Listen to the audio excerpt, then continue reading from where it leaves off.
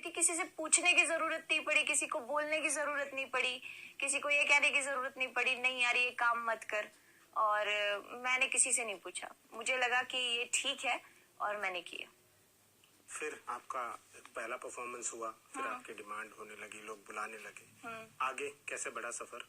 आगे फिर लालच आ गया ना, लालच आ गया, बिल्कुल अगलों को लालच आ गया। नहीं मुझे नहीं आया। अच्छा। जब तक मैं ठीक थी मुझे था ठीक है, मैंने किसी का मान सम्मान रखा, मेरे लिए सिर्फ वो था, मुझे नहीं आया लालच। लेकिन जो टीम हेड थे उनको लालच आ गया ना कि पैसे फालतू मिलेंगे, अरे इस लड़की को पसंद किया जा रहा है तो काम करवाएंगे हम। तो हर शो पे वो यही करने लग गए कि डांसर नहीं बुलाएंगे, इसी को डांस करवाना है। तो कैसे न कैसे सिचुएशन ऐसी बना दिया करती, तो मुझे डांस करना पड़ा करता था। फिर मुझे ये पता लगने लग गया कि यार इनको इस चीज से प्रॉफिट हो रहा है, मैं डांस कर रही हूँ तो इनको प्रॉफिट हो रहा है।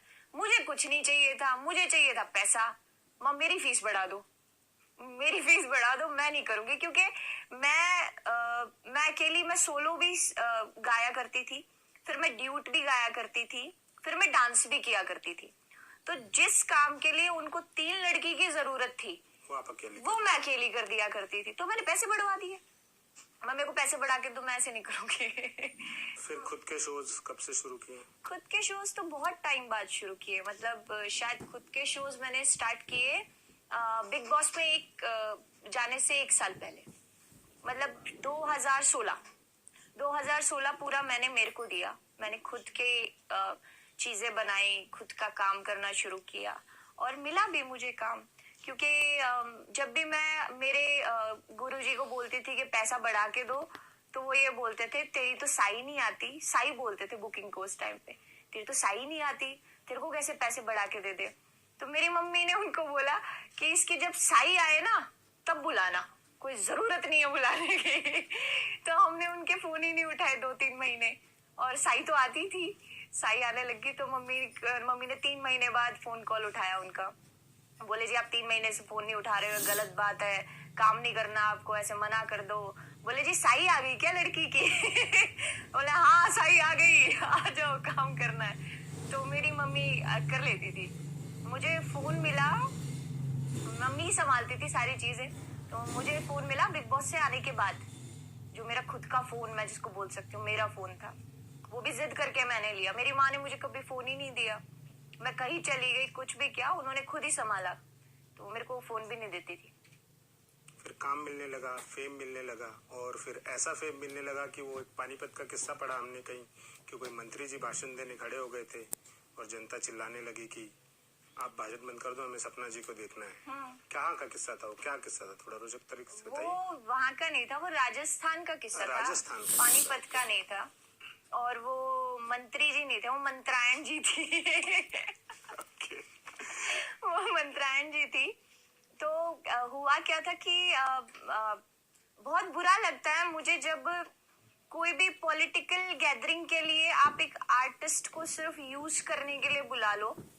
आपको जब पूरी गैदरिंग मिल जाए, बहुत लोग मिल जाए, फिर आप अपना स्टेटस और अपना लेवल देख के उस बंदे को नीचा दिखाने की कोशिश करो कि तुम क्या हो, तुम तो सिर्फ डांस करने आई हो, मैं मंत्री हूँ भाई।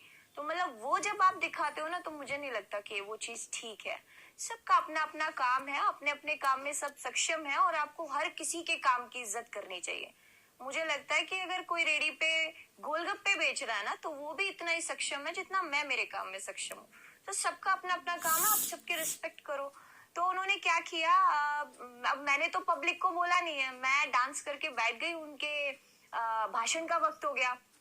वो भाषण देने उठी तो नीचे की सारी पब्लिक, नहीं हमें भाषण नहीं सुनना, सपना को बुलाओ, सपना को बुलाओ।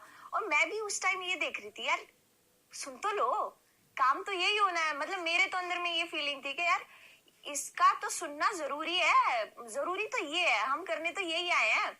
तो कोई नहीं सुन रहा था।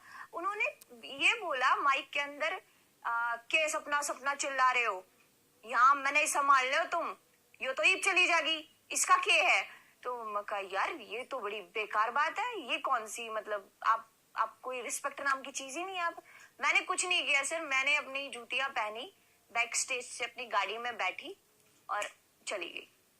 फिर ऐसे भाषण सुने मंत्री जी के लोगों ने। मैं करती हूँ ऐसी चीजें क्योंकि मेरे को लगता है कि आपको सामने वाले की कम से कम वैल्यू तो पता होनी चाहिए। आप ठीक है, आप पब्लिक को कन्विंस कर लीजिए कि आपको देखे, आपको सुने। वो आप में इतना काबिलियत होनी चाहिए ना आपके अंदर कि आपको पब्लिक सुन ले। अब वो मेरी गलती थोड़ी, अगर मेरे अंदर काबिलियत है तो मुझे देखना चाह रहे हैं, तो अगर आपके अंदर काबिलियत है तो आपको सुनना भी पसंद करेंगे। तो आप उस चीज का ब्लेम मेरे पे क्यों डाल सकते हो? आपको किसने राइट दिया? एक तो आपको गैदरिंग चाहिए तो चौधरी याद आ गई, हाँ भाई उसको बुला लो फलाने को, और वो गैदरिंग दे देगी। लेकिन फिर गैदरिंग मिल गई तो आप ऐसे ही इज्जत उतारोगे? मेरे को नहीं मंजूर, मैं नहीं उतारने दूंगी ये। तो मंत्रानी बाद में कभी बात हुई? नहीं, कभी नहीं। बात इससे सुंदर जवाब नहीं हो सकता था इस सवाल का।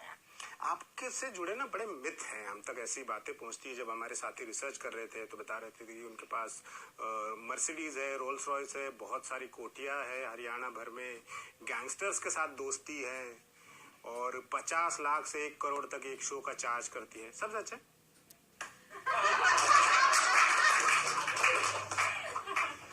अच्छा है। मैं घर बैठती ये सारी चीजें होती तो है ना? मैं काम ही नहीं करती। मैं कह रही हूँ जिस दिन, आज भी बोल रही हूँ मैं ये बात, जिस दिन ये सारी चीजें होगी ना, मैं दिखूंगी भी नहीं लोगों को, मैं घर ही बैठ जाऊंगी आराम से सुकून से।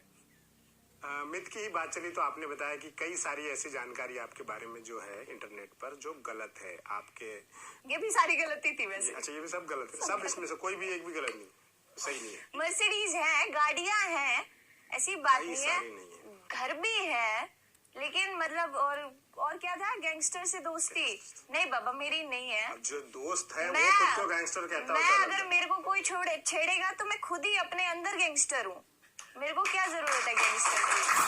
तो ऐसा कुछ नहीं है, मेरे को जरूरत नहीं है। अच्छा, एक